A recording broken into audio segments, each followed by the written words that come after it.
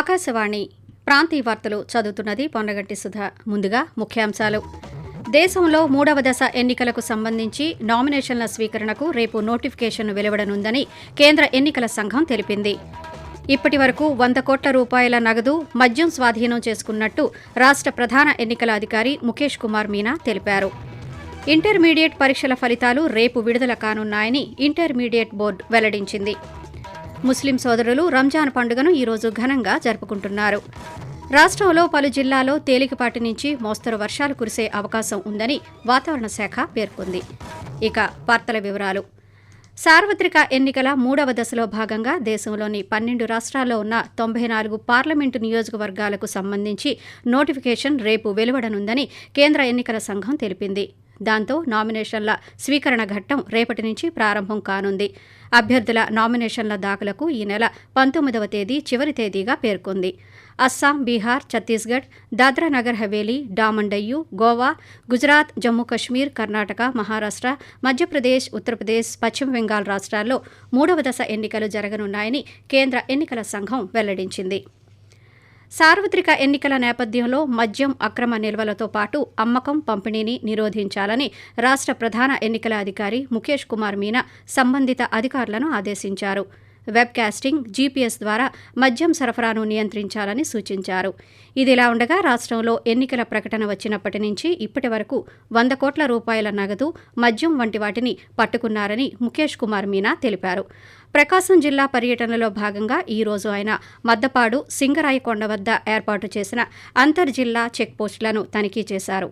ఈ సందర్భంగా మీడియాతో ఆయన మాట్లాడుతూ, చెక్ పోస్ట్ ఎలా పనిచేస్తున్నాయి, మామూలు కండిషన్ ఎలా ఉంది, కంట్రోల్ రూమ్ ఎలా పనిచేస్తుంది, ప్రకాశం జిల్లా, మళ్ళీ నెల్లూరు జిల్లా, తర్వాత తిరుపతి జిల్లా, ఈ 3 జిల్లాలలో ఈసారి కవర్ చేసేసి 2 days లో కవర్ చేస్తాం. రాష్ట్రంలో ఈ రోజుకి 100 కోట్ల సీజర్, అంటే దాంట్లో క్యాష్ ఉంది, లిక్కర్ ఉన్నది, డ్రగ్స్, ఫ్రీ వీజ్ అన్ని ఉన్నాయి. సో 100 కోట్ల వరకు సీజ్ అయింది 16th అంటే అనౌన్స్మెంట్ డేట్ నుంచి ఇప్పుడు దాకా. సో మా తరఫు నుంచి అందరికి ఇన్స్ట్రక్షన్ అంటే ఎవరు తప్పు చేసినా వాళ్ళ మీద కేసు పెట్టాలి, యాక్షన్ తీసుకోవాలి, ఇమీడియట్ గా చేయాలి. రాష్ట్రంలో ఇంటర్మీడియట్ పరీక్షల ఫలితాలు రేపు విడుదల కానున్నాయి. ఉదయం 11 గంటలకు తాడేపల్లిలో ఇంటర్ బోర్డు కార్యదర్శి ఈ ఫలితాలను విడుదల చేయనున్నారని ఇంటర్మీడియట్ బోర్డు అధికార వర్గాలు తెలిపాయి.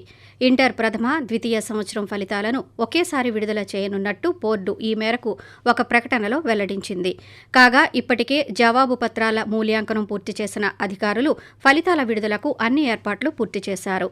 ఈ ఏడాది రెగ్యులర్, ఒకేషనల్ కలిపి మొదటి సంవత్సరం 5,17,617 మంది విద్యార్థులు, ద్వితీయ సంవత్సరం 5,35,056 మంది విద్యార్థులు పరీక్షలు రాశారు.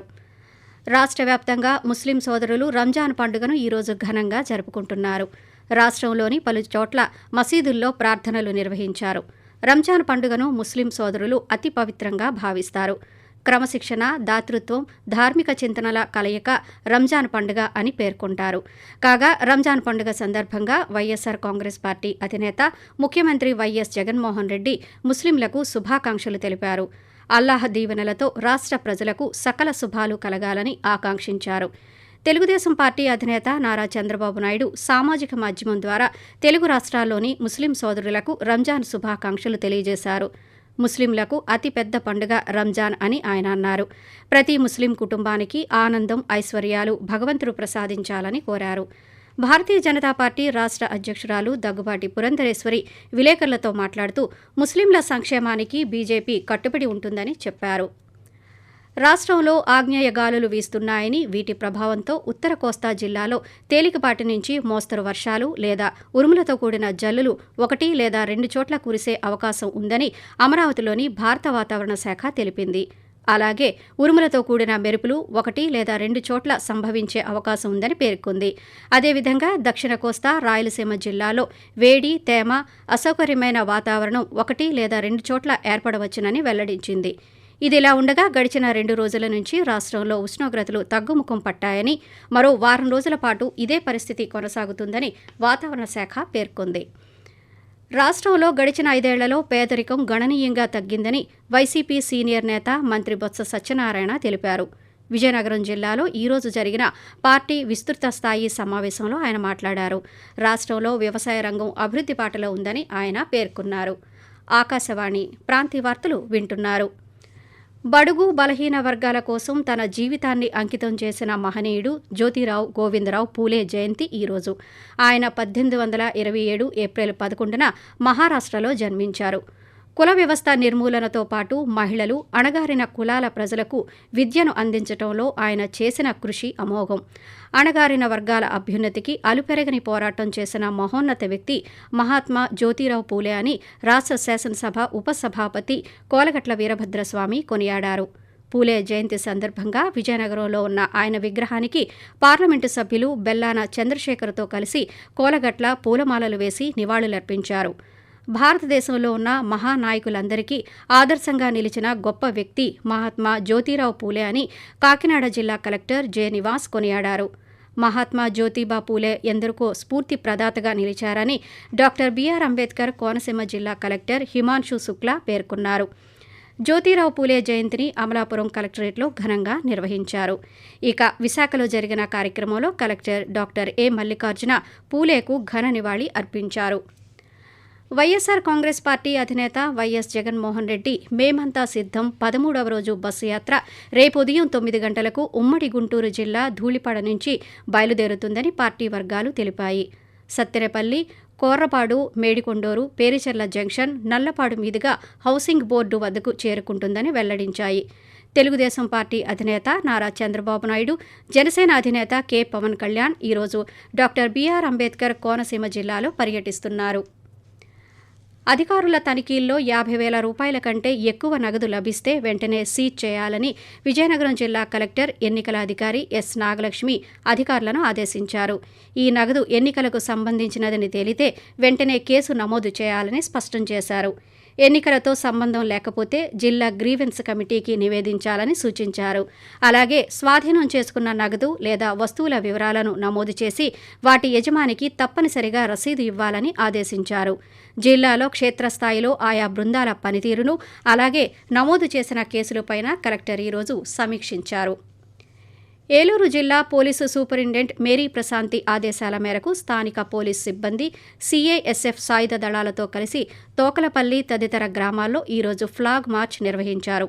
ఈ సందర్భంగా పోలీసు అధికారులు మాట్లాడుతూ సార్వత్రిక ఎన్నికల నేపథ్యంలో ఎన్నికల కమిషన్ నియమ నిబంధనలను ప్రతి ఒక్కరూ తూచా తప్పకుండా అమలు చేయాలని కోరారు. అందుకు విరుద్ధంగా ప్రవర్తించిన వారిపై చర్యలు తీసుకుంటామని స్పష్టం చేశారు. తిరుపతిలోని శ్రీ కోదండరామస్వామి వార్షిక బ్రహ్మోత్సవాల్లో భాగంగా ఈరోజు స్వామివారు సూర్యప్రభ వాహనంపై దర్శనమిచ్చారు. ఈ సందర్భంగా ఆలయ 4 మాడ వీధుల్లో వాహన సేవ వైభవంగా జరిగింది. భక్తులు అడుగడుగునా కర్పూర హారతులు సమర్పించి స్వామివారిని దర్శించుకున్నారు. అనంతరం సీతా లక్ష్మణ సమేత శ్రీరామచంద్రమూర్తి ఉత్సవాలకు స్నపన తిరుమంజనాన్ని వేడుకగా నిర్వహించారు.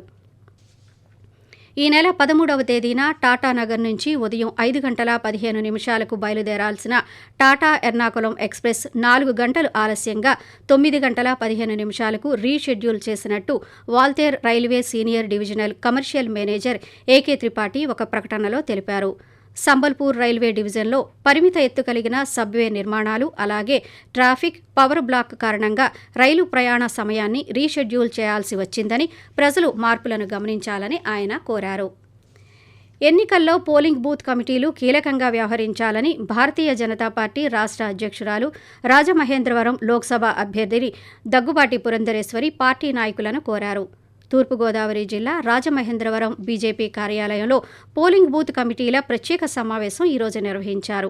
ఈ సందర్భంగా ఆమె మాట్లాడుతూ పోలింగ్ బూత్ కమిటీలకు ప్రాధాన్యం వహిస్తున్న కార్యకర్తలకు భవిష్యత్తులో పార్టీ మంచి ప్రాధాన్యత ఇస్తుందని అన్నారు.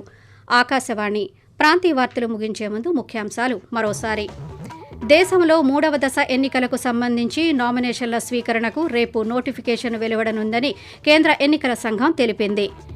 ఇప్పటి వరకు 100 కోట్ల రూపాయల నగదు, మద్యం స్వాధీనం చేసుకున్నట్టు రాష్ట్ర ప్రధాన ఎన్నికల అధికారి ముఖేష్ కుమార్ మీనా తెలిపారు. ఇంటర్మీడియట్ ఫలితాలు రేపు విడుదల కానున్నాయని ఇంటర్మీడియట్ బోర్డు వెల్లడించింది. ఆకాశవాణి ప్రాంతీయ వార్తలు ఇంతటితో సమాప్తం.